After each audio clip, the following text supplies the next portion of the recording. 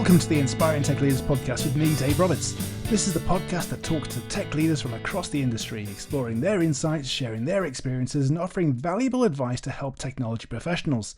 The podcast also explores technology innovations and the evolving tech landscape, providing listeners with actionable guidance and inspiration. Today I'm joined by Louise Baldwin, a visionary leader at the forefront of artificial intelligence innovation in the procurement and business process optimization space. Based in London, Louise brings a unique combination of Harvard Business School excellence and cutting-edge AI experience to her role as the co-founder of Archways. Archways is a tool that helps simplify software discovery, helping businesses research the right software vendors for their specific needs. Archways are helping IT and procurement teams in medium to large organizations to evaluate vendors efficiently with AI-powered comparisons that gives teams the clarity, speed, and confidence to make smart software choices. Welcome to the show, Louise. Thanks so much, Dave. Great to have the chance to join. So Louise, let's start off by learning a little bit about your own career journey and what led you from product and big tech experience to founding Archways. Yeah, it is quite a rambling journey. I really started out in quite a different world. So actually originally studied information systems at undergrad, but went straight into the world of finance, first at Goldman Sachs here in London, and then at the World Bank in DC. And it really wasn't until I went back to graduate school, I got to go back to Harvard for a few years, that I pivoted into tech. My first role after graduating was at Tamer, actually a data infrastructure platform. And when I was there, I was leading the product marketing team. And to be honest, it was my first close-up view of how software is actually sold. So I was managing a relationship with research analysts like Gartner and Forrester. I helped manage that process of getting us listed into Gartner's Magic Quadrant for the first time. And I saw how categories are kind of defined by players and how vendors have to kind of fit into that definition. And really saw just how much of it is really shaped top down in terms of defining software categories. And, I thought this is kind of crazy. In my next role, I was the director of products. I had to procure a lot of software. We were launching a new product, and my team and I were trying to figure out what we needed, also what we had in place internally.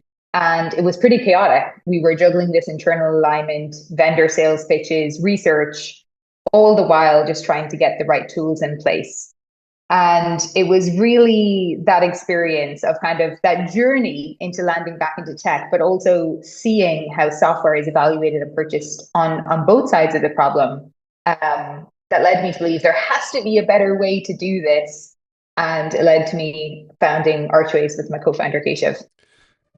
So that means that you've worked on both the vendor and the buying side of enterprise software. From that particular vantage point, what's fundamentally broken about the way organizations source and evaluate technology today? Yeah, for me, really, the main thing is the lack of transparency. And it's really on both sides of the problem. So if we look at it from a vendor context, most of the established B2B vendors run a very controlled sales process, almost like a slow reveal. They spend time understanding your needs, then you're creating information. And while, software evolves, a lot of it is still built on standardized, well-known functionality, and more information should be available up front to the buyer so that when you're actually engaging with vendors, it's focused more on the custom needs, support for your use case, not figuring out the basics of what they can and can't do. And, I think there's also a lack of transparency on the business side, on organization side, in terms of how software is evaluated. I think a lot of companies in certain business units, they'll almost deliberately avoid involving IT or procurement until the last possible moment, and often there's that lack of transparency or coordination internally as to what the true needs are. And so, we end up in this weird situation where on one side, vendors are gating information on what they can do. On the other side, businesses kind of struggle to figure out what their real requirements are. And I think that can become a recipe for disaster. Well, I absolutely agree with you on that. So from a CIO's perspective, what makes buying technology so much harder than it was, say, 5 years ago? I think the biggest change is just the sheer pace of innovation in the industry right now. So we've all seen product development cycles have sped up dramatically. There's a lot of M&A activity with software vendors too. And it means that while the vendor landscape is more exciting than ever, it's also crowded and noisier than ever. So it can be harder, I think, now than it was 5 years ago to see the wood from the trees. Obviously, in the last 2 years as well, we've seen this massive rise of AI agents doing genuinely more meaningful work in the business. And that also means that it needs more thorough assessment, of how technology is being brought into the business. I will say that said, I think there is no more exciting time for technology and the role of the CIO org. I think any business underinvesting in its IT organization today is completely missing the scale of the opportunity. I think, in our bias view, I think the best organizations have always treated technology as a C-suite priority, but I think the recent pace of advancement is pushing that even further to be top of the business agenda. So, just going back to that comment you made about a lot of noise in the industry, we've seen an explosion in SaaS options and marketplaces, analysts' reports. How can CIOs cut through the noise to identify the right fit for their organization? Yeah, I think it really does in many ways come back to the basics, though it's not as exciting to say. I think it does come back to starting with the core business needs and pain points. I think today, given all the noise, I think you can't afford to have a cookie cutter approach. The kind of the old logic that this CRM, etc., is popular, so we'll play it safe. The old phrase, nobody ever got fired for buying IBM, I think that mindset doesn't really work anymore. So I think it's really coming back to more deeply mapping the organization's needs so that when you're walking into conversations with vendors, there is an opportunity to be much more informed and having a deeper look at how this changing external market actually fits against where the organization's goals are. And to be able to get there, where do you see limitations on relying solely on analyst firms like Gartner or Forrester for vendor selection? Yeah, when we think about, the research analysts out there, I think the biggest limitations are threefold really. So it's context, the time, and the cost that goes with it. Now, I will say many of the consultants out there, Gartner, Forrester, and similar firms are often very high quality, and their analysts have spent years understanding the industry and context. But often the challenge is the recommendations don't have enough context on the business and what the organization is actually going through. They're not rarely involved in kind of the full mapping of the journey, the stakeholders involved, or the nuances of the organization. And often, if do so, it can be very time consuming. And, from that time perspective, engagements can be slow. And in today's market, that can become a real problem. The technology landscape is shifting so quickly. Your business priorities are shifting at the same time.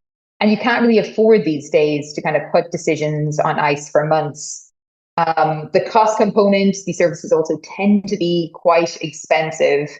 And it's harder then to justify it if the output ends up feeling a little bit generic.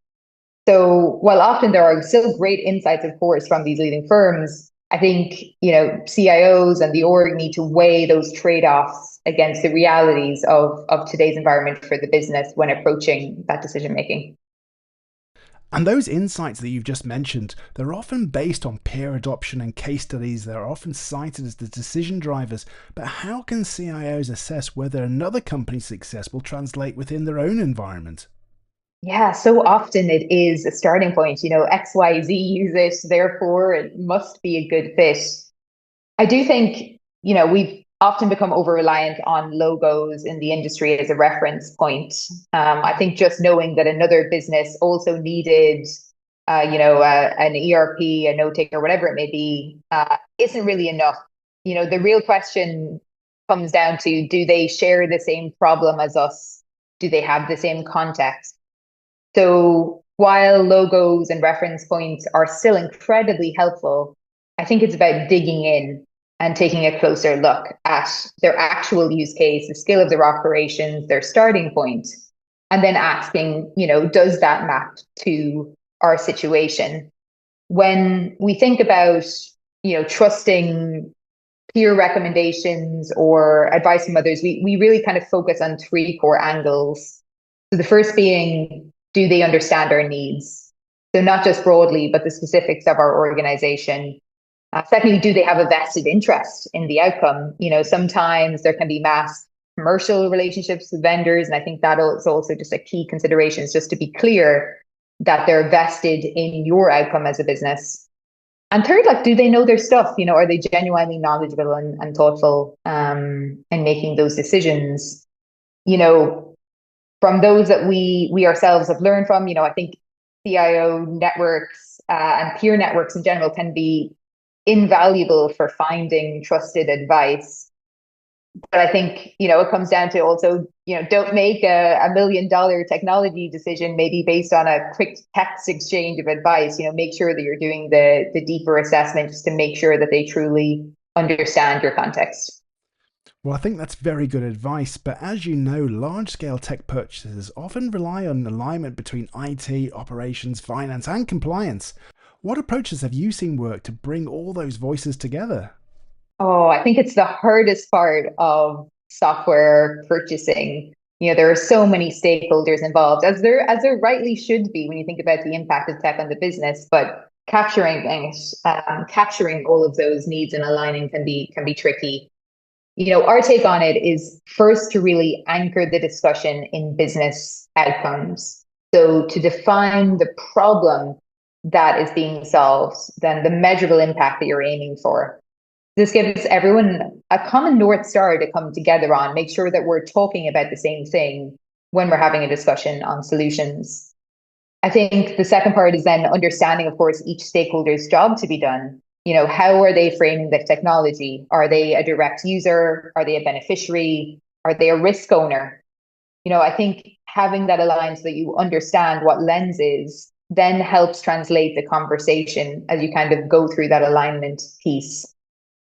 I think the other element of it that we see, and it's something we're focused on within Archways, is really consolidating those views in a centralized way in a place. Whether or not it's a structured process, even if it must be even just a spreadsheet, but something where you're bringing together stakeholders to align and to actually think through sort of what are the must-haves, what are the nice-to-haves, etc., so that you can really hone in, ask the tough questions, and kind of refine the needs across stakeholders. So how can CIOs better structure internal conversations so they move beyond feature checklists to real business outcomes? Now, one of the things that we have learned, and this is from watching sort of great leaders in action, is that they successfully reframe the buying conversation from, what does the software do, to what will this enable us to achieve. So they start with the end state. They think about the measurable change that they want, whether it be faster onboarding or reduced compliance risk, but really starting with the end state and working backwards so that it's focused more on impact scenarios instead of the feature lists. I think as well as that, it's often bringing stakeholders into the story early so that they are part of the journey, so that they're there more likely to support and prioritize the investment that's needed. And, I think a final part of that as well is making those trade-offs explicit.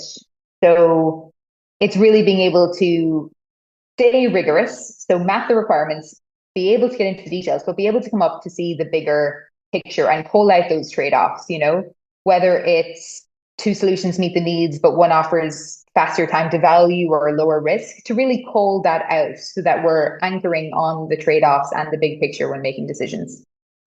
And it's so important that we do that. But often we're required to go at pace and at speed and to make decisions faster. So how can CIOs accelerate technology evaluation without compromising on governance, security, and compliance?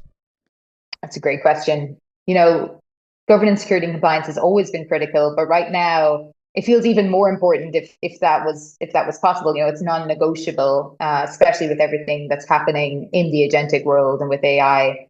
I think when thinking through, accelerating evaluations without sacrificing those standards, you do need process efficiency within it, in making sure really that the right checks are run earlier and in a more streamlined way. I think it starts with being crystal clear on what your standards are upfront, so that the business knows what's required before they even start talking to vendors. What we have seen is that sometimes those checks happen too late in the process. Maybe IT or procurement is pulled in at the last minute. Compliance is treated as a one-time tick box, or, this hurdle that we have to get through so that we can do what we want to do. But, that is not setting up for success. So the way we think about it is making sure that those standards and needs are defined more upfront. And then instead of being sort of one point in the flow or a one-time check, is really thinking about that continuous monitoring. So, for example, instead of asking of a vendor, were they SOC 2 compliant the day two we procured them, but to think about that constant monitoring of the vendors and their capabilities and whether they're actually meeting those standards that were set by the organization. So how do you see this change influencing how the B2B software buying process will change over the next 5 years or so? Yeah, it's such an exciting time for the software evaluation and buying. And when we look at what's happening in the market, first, I think it's going to be more business focused and collaborative. So when we look again at software is taking on more of the core work of the business, it's taking on more operational flows. That is going to mean that it needs to get even closer to the business context and the actual impact. So from that perspective, we see the strategic importance of it also increasing. It's going to be more dynamic. We've all seen how software has sped up in the last few years. It's faster in terms of build cycles. We don't think that pace is going to slow down. So it's about how to stay on top and keep evaluation on pace with the level of innovation that's happening with technology. And I think the third as well that goes with that is that it's going to get greater visibility and strategic weight. So this is particularly where what we're really excited about is that, it is continually becoming more and more of a C-suite discussion because it is driving and enabling more of the business. And I think that's where the real opportunity is going to come over the next 5 years. Well, sounds like exciting times ahead. So if Archway achieves its vision, what will the software buying experience look like for businesses?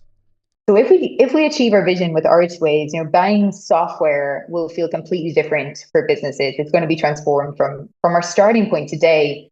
The way that we view software evaluation is like having an always on research partner that knows your company inside out. So constantly monitoring the capabilities of what's in your software stack, spotting the gaps before they become problems, and aligning decisions with your stakeholders and the business objectives. For CIOs, for CTOs, we think this means stepping out of the weeds and really operating at the heart of business strategy.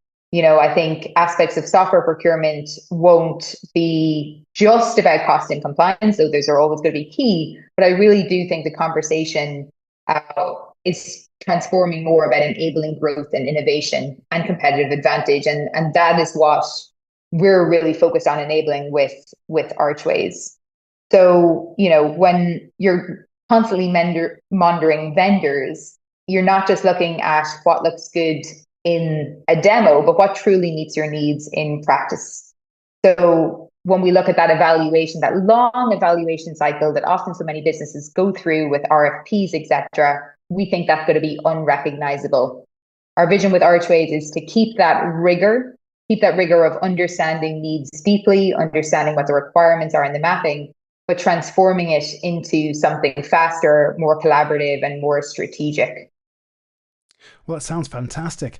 So what's next for Archways in terms of product evolution and market reach? Yeah, Dave. So we spent the last phase of Archways really building a strong foundation in kind of two core areas. So first, where we started originally building the company was with market mapping and research. So the ability to check and run hundreds of requirement checks in real time and map those against the vendors. The second piece of where we invest a lot was the continuous stack monitoring. So understanding the capabilities that are in an existing software stack to help CIOs and leadership spot gaps and spot opportunities earlier. Where we have been investing more recently has really been more so in the collaborative elements and intelligence on those needs against vendors mapping. So we are investing in tools to make it easier for teams to collaborate and work together during software procurement, as well as in analyzing custom vendor responses at scale. So we now support the entire RFX process, from helping map those requirements, mapping vendors against them, issuing the questionnaires to vendors and getting the custom responses.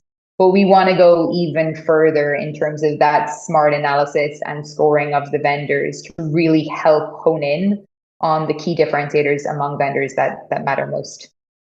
Excellent. So, what advice would you give tech leaders building in a crowded or legacy dominated market? Oh, so I won't pretend to have all the answers here, but from what we're seeing in terms of helping businesses choose technology, I think if you're building in a crowded or legacy space, then you need to know exactly why your product exists. So in a crowded or a legacy dominated market, it means just being really clear on who you're building for and what is the real need. So, it's not just about going deeper on lists of features, and often legacy players can often match or kind of point to capabilities. What is often the real gap is being closer to the pain points, closer to how you actually drive real business outcomes and having a differentiated view in the market to be able to cut through the noise, because there is so much noise right now. It's incredibly important to have a clear value proposition for businesses and how you're adding value. Well, that's fantastic. So, coming back to you as a co founder of the business, what's one lesson you've learned from building Archways that you wish you'd known at the start of the journey? There's been a lot of learning on the journey. We're lucky and very grateful to CIOs and CTOs who've pointed us in the right direction, and our customers who've kind of given us feedback throughout our journey. I think the biggest lesson was the importance in supporting leaders in articulating their needs and mapping those against the business. So, I think we underestimated this at the start. I think largely because often this stage can be skipped by many organizations in terms of rigor. So spending time up front, collaborating and reflecting what the needs are. Now, I'm not talking about necessarily days or weeks, but even spending 15 minutes up front, defining what the needs and requirements are, we saw can drastically change the picture for software procurement. When we first designed our research guide, we asked only open-ended questions because our view was we don't want to bias the outcome. So we'll ask open questions and see how the business responds. But what we found is that often being there to help articulate needs is critically important. So to help make smart suggestions, get reactions, give business leaders something to react to can change the dynamic of the conversation and actually end up with a much clearer picture of what the true requirements and needs are. So that really has been a lesson, is to really help focus upfront on articulating needs before we launch too far into the research part. Really great lessons learned there. So, what are the top 2 or 3 skills tech leaders need to master to navigate the next wave of technology buying? In our view, I think, I call out 2 big skills that we really believe in Archways. The first is active management of the software stack. And I don't just mean, managing user licenses or license counts, though that is table stakes. But I mean, understanding what the stack, can actually do and drive for the business, what capabilities you have and what's missing, because it is more dynamic than ever. I like to think of it like managing a sports team. You're constantly assessing whether you have the right players on the field, where you need to recruit, where you maybe need to retire tools that aren't performing. And, though managing people and managing tech is very different, part of the goal is the same. You want to make sure that you have the best in class capabilities, because at the end of the day, the tech that's put in place is driving and attracting the best talent to organizations. And the second big skill, I think, is getting closer to business needs. It's probably something that hasn't really changed, but I think it's a differentiator. With agentic workflows and more AI driven processes, there's really no way around it. I think the tech leaders, the CIOs who really excel in having a seat at the table are just focusing much more on that business impact. And we think with what's happening at the moment, there's no greater opportunity for IT to influence business outcomes now. It's something that we're incredibly excited about. Fantastic. So if people want to learn more about Archways, what's the best way for them to contact you and learn more about the business?